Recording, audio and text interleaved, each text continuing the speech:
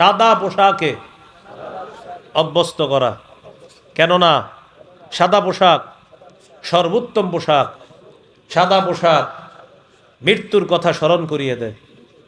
সাদা পোশাক সর্বোত্তম পোশাক, এটা মৃত্যুর কথা কি করে দেয়? স্মরণ করিয়ে দেয়। আবু দাউদ 4061 নম্বর হাদিসের বর্ণনা। قال رسول الله صلى الله عليه وسلم البسوا من ثيابكم البياض فإنها خير ثيابكم। রাসূলুল্লাহ সাল্লাল্লাহু আলাইহি সাল্লাম বলেন, তোমরা পোশাকের মধ্যে সাদা পোশাক পরিধান করবা, কেননা এটা সর্বোত্তম পোশাক। ওয়াকাফিনু ফিহা মাউতাকুম, তোমাদের মধ্যে যারা মৃত, মৃতদেরকেও সাদা পোশাক পরায়া তোমরা দাফন করবা। তাহলে জীবিতরা সাদা পোশাক, মৃতরা সাদা পোশাক। রাসূলুল্লাহ সাল্লাল্লাহু আলাইহি সাল্লাম বলেন, সাদা পোশাক আতহার ওয়া আতয়াব, সাদা পোশাক পবিত্রতা এবং স্বচ্ছতার কারণ হলো সাদা পোশাক। সাদা পোশাকে দিল স্বচ্ছ থাকে, সাফ থাকে, স্বচ্ছতার কারণ, পবিত্রতার কারণ। অন্য পোশাক পরা যাবে, সমস্যা নাই, সাদা পোশাক উত্তম পোশাক।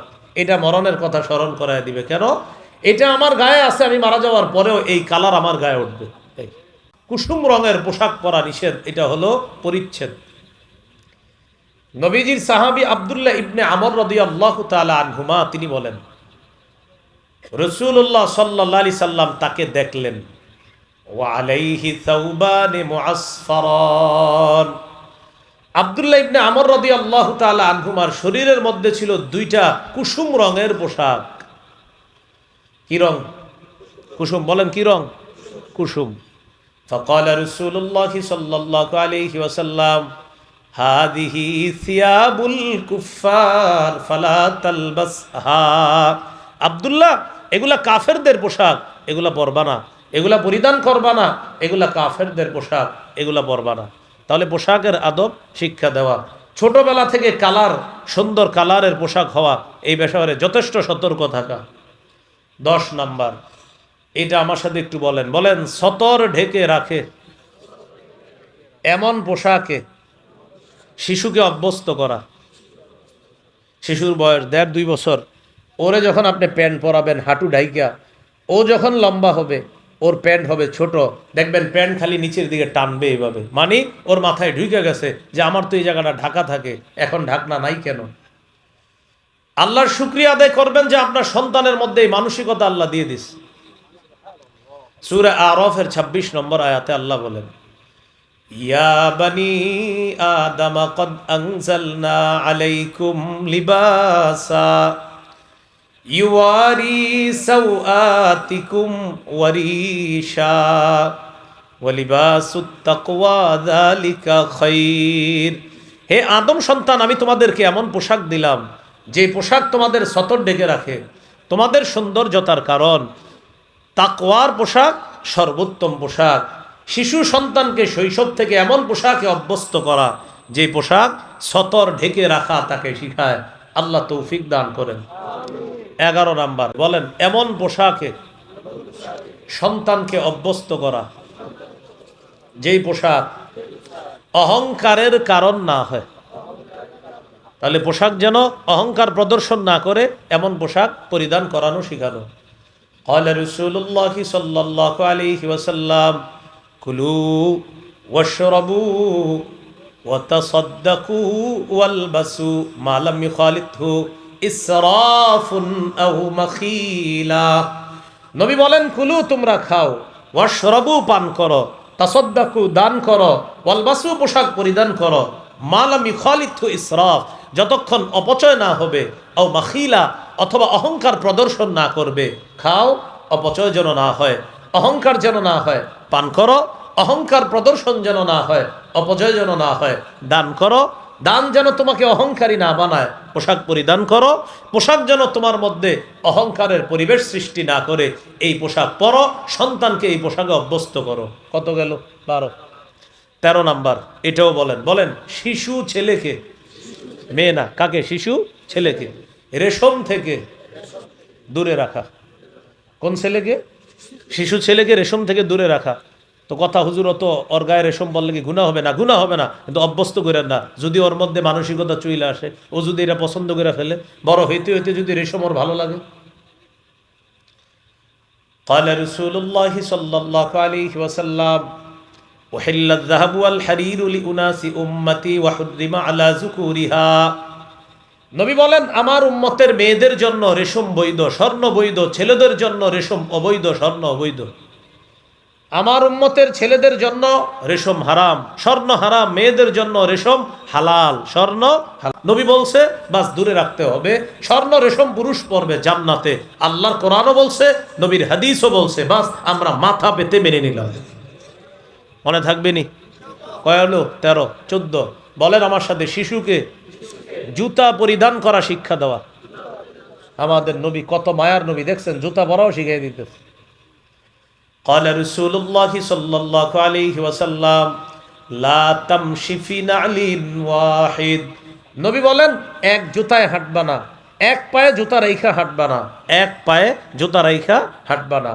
ওয়ালা তাশতামিলিস সাম্মা এক কাপড় পুরো শরীরে পরবা না, মানে আপনি এক কাপড় পুরো শরীরে পরছেন আর কিচ্ছু বললেন না, এটা নিষেধ। পুরা একটা লুঙ্গি দিয়ে পুরো শরীর ঢেকে রাখছেন, নিষেধ, এটা নিষেধ। ওয়ালা তাদা ইহদা রিজলাইকা আলাল উখরা ইদা ইসতালকাইতা তুমি যখন চিত হয়ে শুইবা এক পায়ের উপর আরেক পা রাইখা শুইবা না। চিত হয়ে শুইলে এক পায়ের উপর আরেক পা রাইখা এইভাবে পা নাড়াইতে দাঁড়াইতে থাকে, নবী বলেন এটা নিষেধ। তাহলে এক পায়ে জুতা রাইখা চলা, এটা শিশুকে আমরা শিক্ষা দিব, ও যেন দুই পায়ে জুতা রাখে। এক কাপড়ে পুরা শরীর ঢাইকা রাখা, এটা যেন শিশুর মধ্যে না আসে।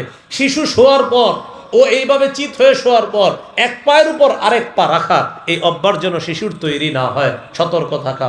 আল্লাহ আমাদেরকে কথাগুলো মনে রাখার তৌফিক দান করেন। যাই হোক, 14 নম্বর আলোচনা, জুতা পরিধান করা শিক্ষা দেওয়া।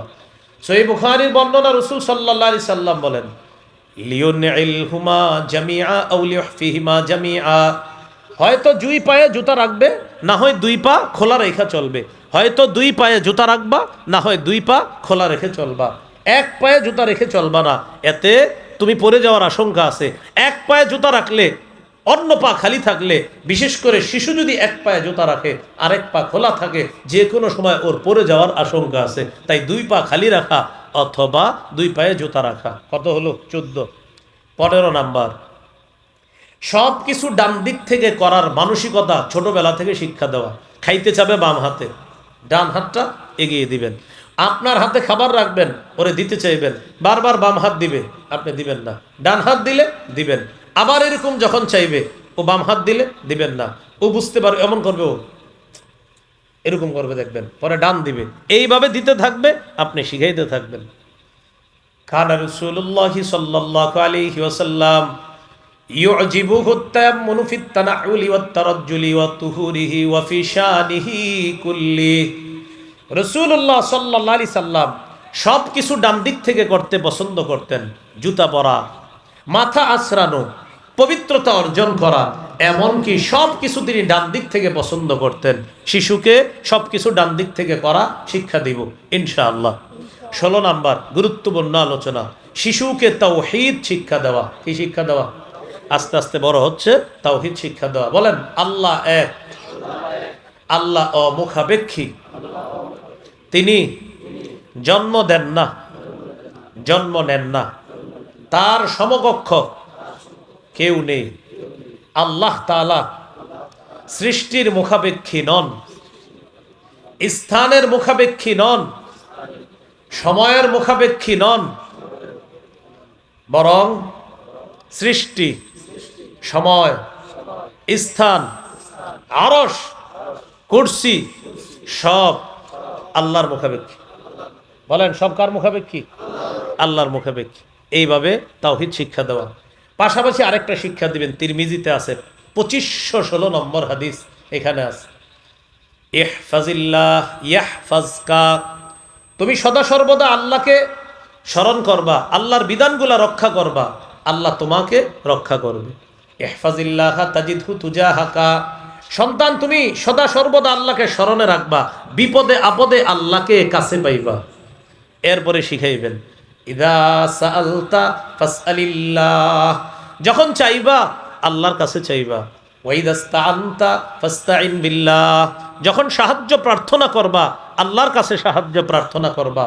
তাহলে আমরা কিছুক্ষণ আমাদের তাওহীদ পাকা করি। বলেন একমাত্র এক কে? যিনি কারো মুখাপেক্ষী না, তিনি কে? যার সমকক্ষ কেউ নেই, তিনি কে? সৃষ্টি যার মুখাপেক্ষী, তিনি কে? যিনি কারো মুখাপেক্ষী না, তিনি কে? যার কাছে চাইব একমাত্র, তিনি কে? সন্তান দেন, তিনি কে? মেয়ে দেন, তিনি কে? ছেলে দেন, তিনি কে? সন্তান হবে না, এই ক্ষমতাও কার? এটা তাওহীদ। এটা কি? তাওহীদ। একক ক্ষমতার মালিক কে? আল্লাহ তাআলা। এবার বলেন রাষ্ট্রকার? হুকুমকার? হ্যাঁ, এটাও তাওহীদ। বলেন রাষ্ট্রকার? হুকুমকার? সূরা আরাফের মধ্যে আল্লাহ বলেন আলা লাহুল খালকু ওয়াল আম, সৃষ্টি যার, হুকুম তার। বলেন সৃষ্টি কার? হুকুম হবে কার? পৃথিবী কার? জমিন কার? আসমান কার? আমরা কার? আপনারা কার? সবাই কার? তাহলে আমরা কিভাবে চলবো? হুকুম হবে কার? তাহলে বিধানদাতা কে? সবাই বলেন। তাহলে রাষ্ট্রের মালিক মূলত কে? People R source of all power, সকল ক্ষমতার উৎস জনগণ। এটা শিরিক। সকল ক্ষমতার উৎস জনগণ, এটা কি? সকল ক্ষমতার মালিক কে? আল্লাহ। বুঝা না? না বুঝা? বলেন সৃষ্টিকার? দেশ কার? পৃথিবী কার? আসমান কার? জমিন কার? আমরা কার? আইন কার? বাস খালাস, সব আল্লাহ। তাওহীদ। বলেন এটা কি? তাওহীদ। এই জন্য গেঞ্জির পিছে লেখা দেখলে কাইটা দিবেন people R source of all power, মানুষ জনগণ সকল ক্ষমতার উৎস। কাইটা দিয়ে বলবেন এই গেঞ্জি আর পরবা না। গেঞ্জির পিছনে লেখা, ও বুঝেও না কি লেখা, কিনে ফেলছে। আল্লাহ আমাদেরকে হেফাজত করেন। মনে থাকবে নি? 16 নাম্বার। 17 নাম্বার, ইমানি তরবিয়ত শিক্ষা দেওয়া। ইমানি তরবিয়তের মধ্যে শ্রেষ্ঠ তরবিয়ত নামাজ। ইয়াহাবু লিমান ইয়াশাউ ইনাসা ওয়া ইয়াহাবু লিমান ইয়াশাউ যুকুর আও ইউযাওবিজুহুম যুকরানাও ওয়া ইনাসা ওয়া ইয়াজআলু মান ইয়াশাউ আকীমা। اللهم صل على محمد وعلى آل محمد كما صليت على إبراهيم وعلى آل إبراهيم إنك حميد مجيد. اللهم بارك على محمد وعلى آل محمد كما باركت على إبراهيم وعلى آل إبراهيم إنك حميد مجيد. اللهم إني أعوذ بك من شر لساني ومن شر سمعي ومن شر بصري ومن شر مني.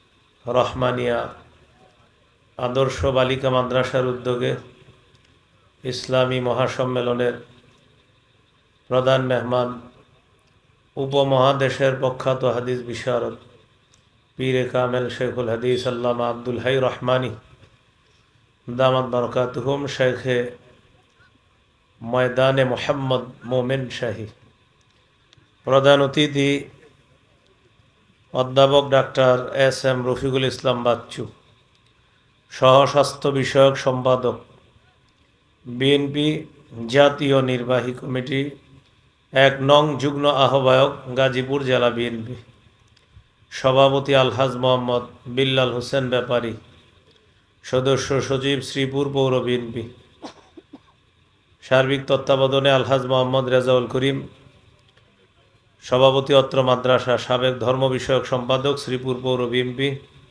সার্বিক সহযোগিতা আলহাজ মোহাম্মদ শহীদুল ইসলাম, সাধারণ সম্পাদক জামিয়া আরাবিয়া দারুল উলুম কেওয়া মাদ্রাসা, মসজিদ ও ঈদগাহ মাঠ। গুরুত্বপূর্ণ আলোচনা করেছেন মাওলানা আব্দুল খালেক শরীয়তপুরী, মাওলানা মোতালেব হোসেন সালিহি। উমরা সফরের ব্যস্ততার কারণে শেখ মুফতি মুস্তাকুর নবী কাসিমি দামাত বরকাতুহুম উপস্থিত হতে পারেননি। এই মুহূর্তে তিনি এয়ারপোর্টে অবস্থান করছেন। আমরা যতটুকু খবর নিয়েছি, হজরতের সফরকে আল্লাহ তাআলা কামিয়াব করেন। তিনি সুস্থতার সাথে যেন আবার দাওয়াতি ময়দানে আমাদের মাঝে উপস্থিত হতে পারেন, আল্লাহ তৌফিক দান করেন।